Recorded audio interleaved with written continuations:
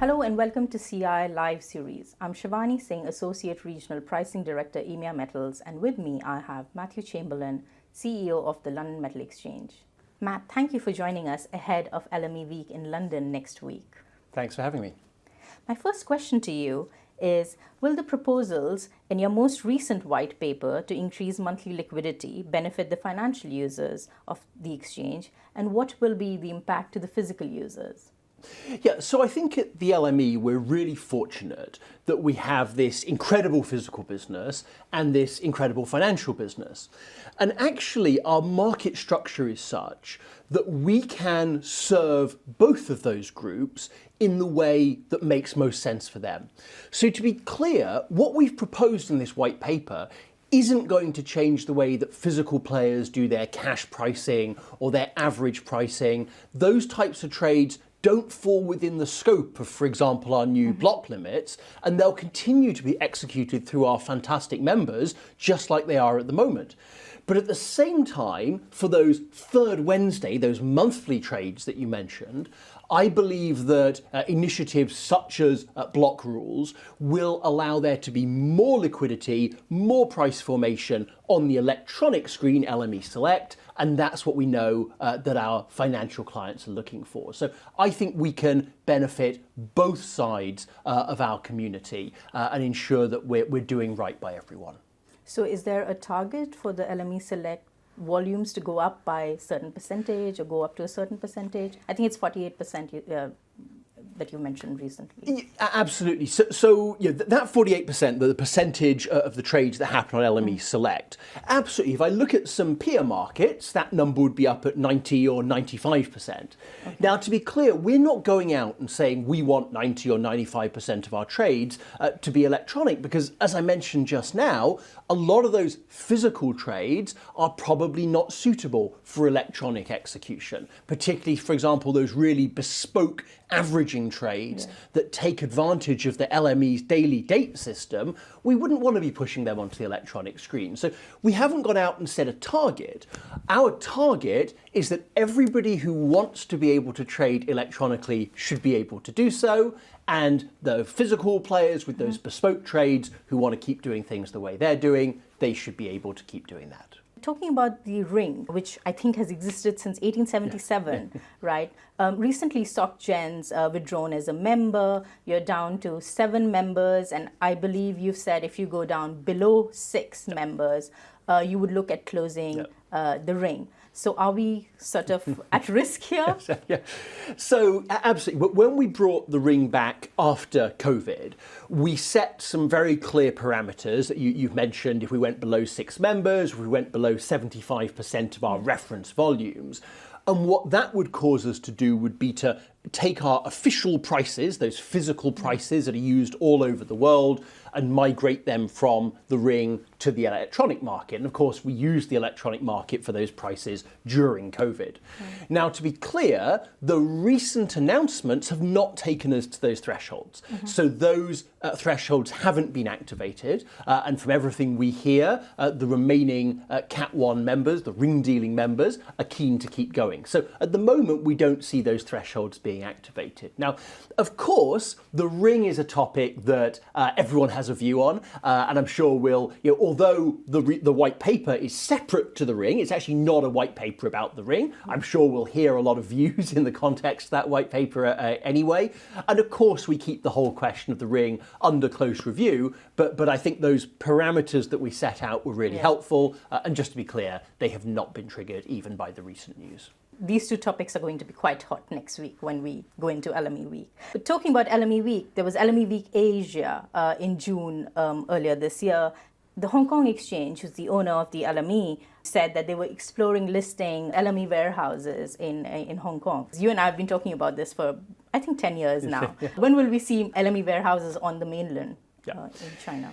Yeah, so we've made no secret of the fact we'd love to have LME warehouses in mainland China, but right now that probably isn't immediately achievable. And so that's really caused us to have a bit of a rethink about the best strategy. And that was why we've become quite excited about the idea of LME warehouses in Hong Kong. And maybe just to give you an example, I think many of your viewers will remember back in April, the copper market conditions were such that a lot of Chinese physical players wanted to deliver metal copper to the LME against physical shorts. And they, right now, if you have metal in Shanghai, you have to ship it over to South Korea or to Taiwan or to Singapore in order to deliver it to the LME. Although the best thing, of course, would be to have warehouses in the mainland, actually having warehouses in Hong Kong materially reduces that shipping time. Yes. So it would allow those players undertaking those logistical trades between the mainland and Hong Kong to do so quickly, effectively, and cost efficiently.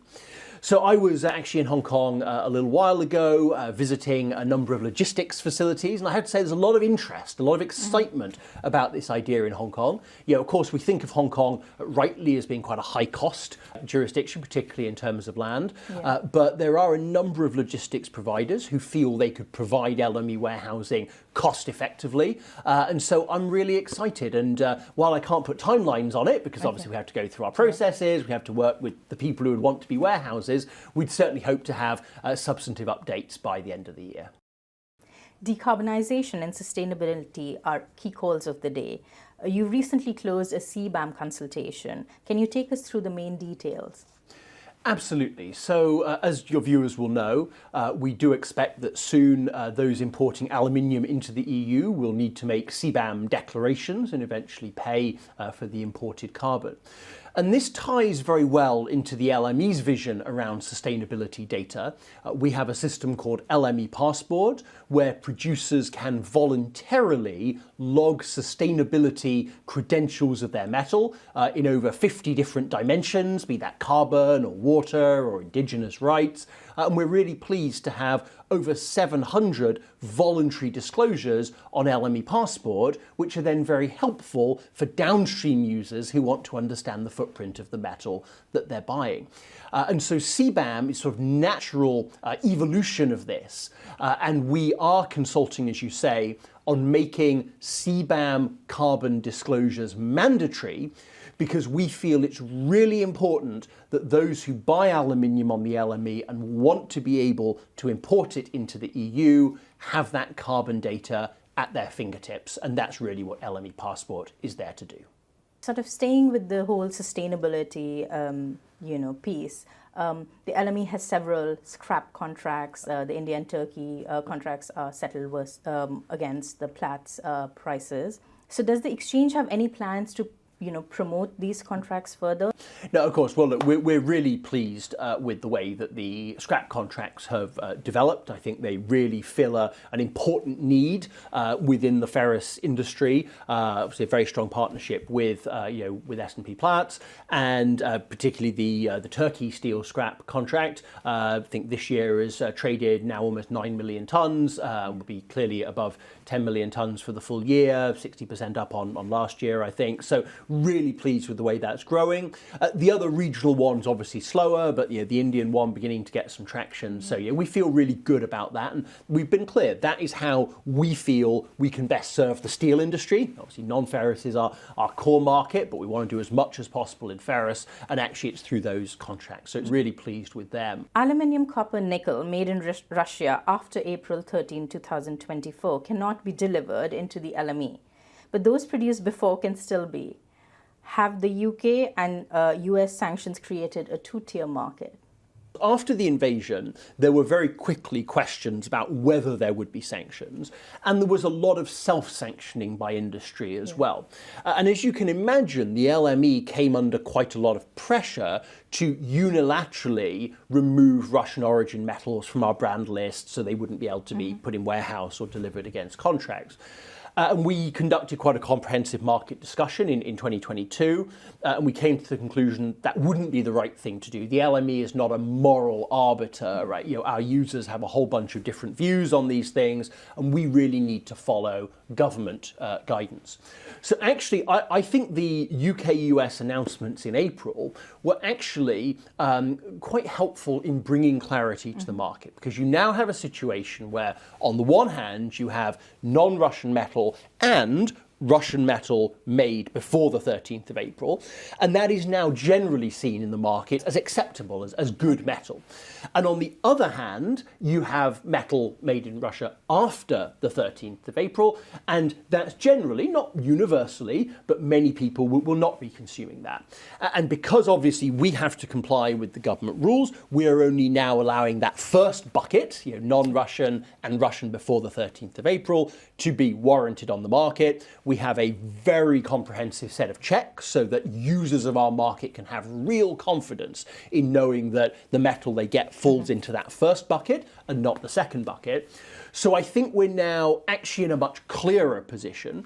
And yes, clearly there is a two-tier market between those two buckets, but because it's only the first bucket that's allowed on the exchange, clearly the metal in that second bucket is still out there, it's still trading, perhaps at a discount to the LME price, but I think everyone in the market knows what they're getting, they know how it all works, and I think actually the market has been quite calm since that announcement back in April. Yeah. I also wanted to check with you, since we are going into LME week, do you have any message for the thousands of people who will be gathering in London? I think my message is really how optimistic I am for the future. Obviously, short term, who knows where the economy is going to go. But increasingly what we hear is that players, be they physical or financial, are really interested in exposure to metals, to base metals, as those vehicles of energy transition, as the gateway to an electrified economy. And there's more interest in our sector than I've seen, certainly in my time at the LME. So that is really exciting. And yeah, it may not be a today or a tomorrow thing, but players are positioning themselves to be ready for that metals revolution. And I think at the LME, what we're trying to do is to make sure we're ready to serve that. And all of our initiatives, be that the Enhancing Liquidity White Paper, be that the sanctions, all the other things that we're doing, are really about making sure that LME is investing in being a natural home for both physical and financial players in our market. Thank you so much, Matt, for your time and this insightful conversation. No, thank you. It's been a real pleasure. And thank you, everyone, for watching this video. For more on metals and mining, please go to cilive.com. Look forward to seeing you at the LME seminar on September the 30th and the S&P Global Commodity Insights breakfast briefing on October 1st, and various events through LME Week. See you soon.